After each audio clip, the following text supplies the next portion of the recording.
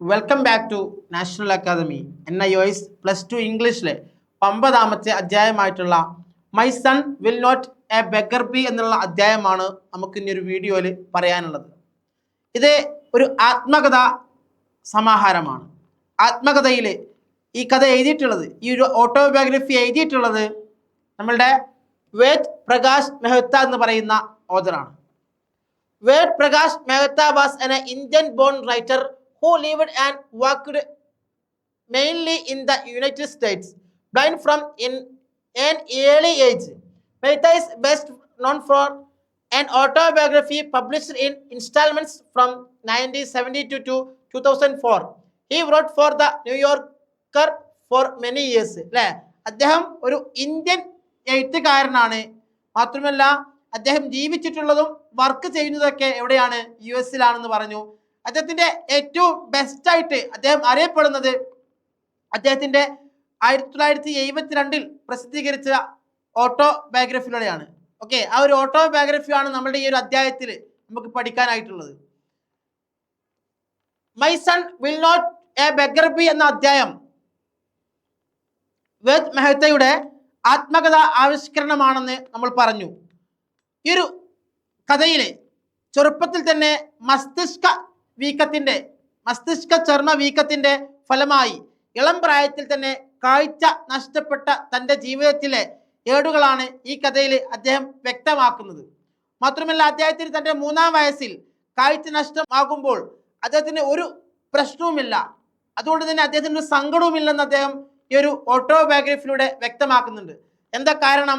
ചെറുപ്പത്തിൽ നഷ്ടപ്പെട്ടതുകൊണ്ട് എനിക്ക് ഒരുപാട് കാഴ്ചകളോ വർണ്ണാഭമായിട്ടുള്ള കാഴ്ചകളോ ഒരുപാട് വ്യക്തികളോ പരിചയപ്പെടാൻ സാധിച്ചിട്ടില്ല.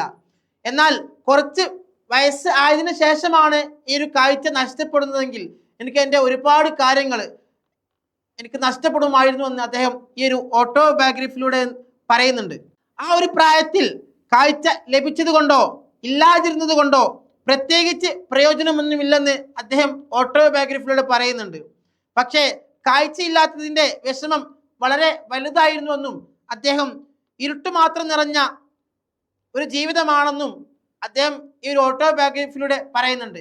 അദ്ദേഹത്തിൻ്റെ അച്ഛനൊരു ഡോക്ടറായിരുന്നു. അതുകൊണ്ട് തന്നെ ഒരുപാട് തവണ ഒരുപാട് മെഡിസിൻസും ഒരുപാട് ചികിത്സകളൊക്കെ നടത്തി കാഴ്ച തിരിച്ചു കിട്ടാൻ വേണ്ടി ശ്രമിച്ചിരുന്നുവെങ്കിലും പക്ഷേ സാധിക്കാതെ പോയി. അമ്മയാണെങ്കിൽ നേരെ വ്യത്യസ്തമായിട്ടാണ് ചിന്തിച്ചത്.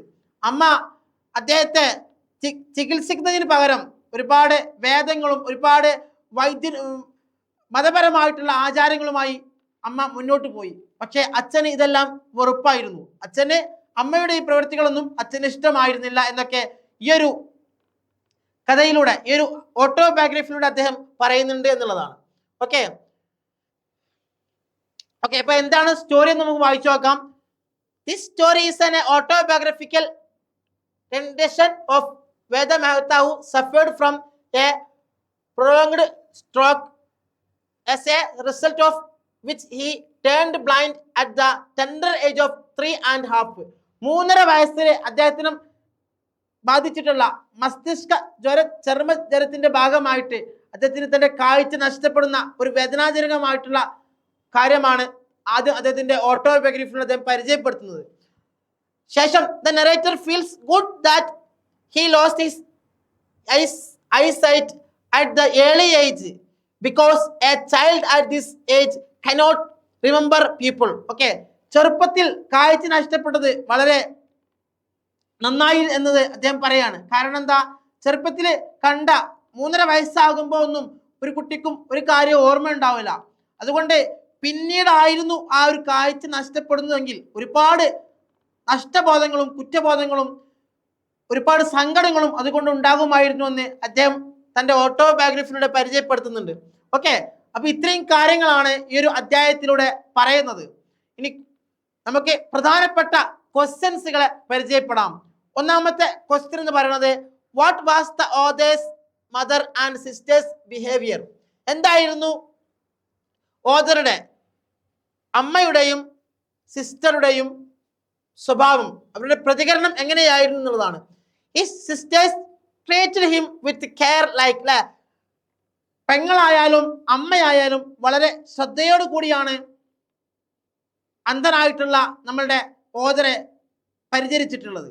നമ്മൾ നേരത്തെ പറഞ്ഞു, അമ്മ ഒരുപാട് മതപരമായ ആചാരങ്ങളുടെ തൻ്റെ മകൻ്റെ കാഴ്ച വീണ്ടെടുക്കാൻ വേണ്ടി ശ്രമിച്ചിട്ടുണ്ട്. ഓക്കെ, എന്നാൽ പെങ്ങളാണെങ്കിൽ എല്ലാ സപ്പോർട്ടും തൻ്റെ ബ്രദറിന് നൽകിയിരുന്നു എന്നുള്ളതാണ് പറയുന്നത്.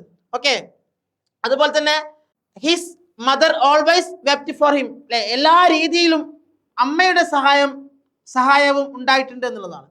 What did father not see about his son to be, okay, എന്തായിരുന്നു തൻ്റെ മകനൊരിക്കലും ആവരുത് എന്ന് ആഗ്രഹിച്ചിരുന്നത്?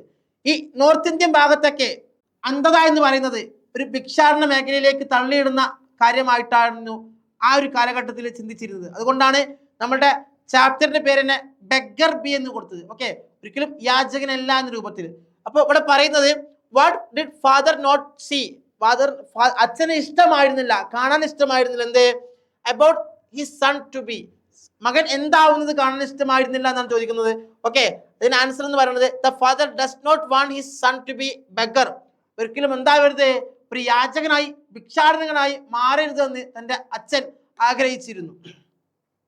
മൂന്നാമത്തെ ക്വസ്റ്റ്യൻ എന്ന് പറയുന്നത് why did the mother keep things secret, അല്ലെ, അമ്മ എന്തായിരുന്നു അച്ഛനിൽ നിന്നും മറച്ചു വെച്ചിരുന്നത്? ദ ഓതേഴ്സ് മദർ, നമ്മളുടെ ഓതറുടെ അമ്മ, had keep this methods secret because his father does not like, അല്ലെ, അമ്മയുടെ ചികിത്സ രീതികളൊന്നും അച്ഛന് ഇഷ്ടമായിരുന്നില്ല. അതുകൊണ്ട് തന്നെ അമ്മ അച്ഛനിൽ നിന്നും കുറെ കാര്യങ്ങൾ രഹസ്യമാക്കി വെച്ചിട്ടായിരുന്നു മകന്റെ കാഴ്ച തിരിച്ചു കിട്ടാൻ വേണ്ടി ഓരോ ചികിത്സകളും ചെയ്തിരുന്നത്. മതപരമായിട്ടുള്ള ആചാരങ്ങളുടെ കടന്നു പോകുമ്പോൾ അച്ഛൻ ഒരിക്കലും അങ്ങനത്തെ കാര്യങ്ങളൊന്നും ഇഷ്ടമായിരുന്നില്ല. ഓക്കെ, അപ്പോൾ അതൊക്കെ അമ്മ അച്ഛനിൽ നിന്നും മറച്ച് സീക്രട്ടാക്കി വെച്ചിരുന്നു എന്നുള്ളതാണ് ഇവിടെ പറയുന്നത്. ഓക്കെ, ഇത്രയും കാര്യങ്ങളാണ് നമുക്ക് ഈ ഒരു അധ്യായത്തിലൂടെ പഠിക്കാനായിട്ടുള്ളത്. കൂടുതൽ അറിയുവാനും പഠിക്കുവാനും താല്പര്യമുള്ള വിദ്യാർത്ഥികളാണ് നിങ്ങളെങ്കിൽ ഞങ്ങളുടെ നാഷണൽ അക്കാദമിയിൽ ജോയിൻ ചെയ്യുക. നിങ്ങൾ ജോയിൻ ചെയ്യുകയാണെങ്കിൽ നിങ്ങൾക്ക് എത്ര വേണമെങ്കിലും റിപ്പീറ്റ് ചെയ്ത് കാണാൻ പറ്റിയ സ്വന്തം ആപ്പിലൂടെയുള്ള ക്ലാസ്സുകൾ നിങ്ങൾക്ക് അവൈലബിൾ ആണ്. അതിന് പുറമെ എക്സാം ഓറിയന്റഡ് ലൈവ് ക്ലാസ്സുകളും നിങ്ങൾക്ക് കിട്ടും. Okay, thank you to all.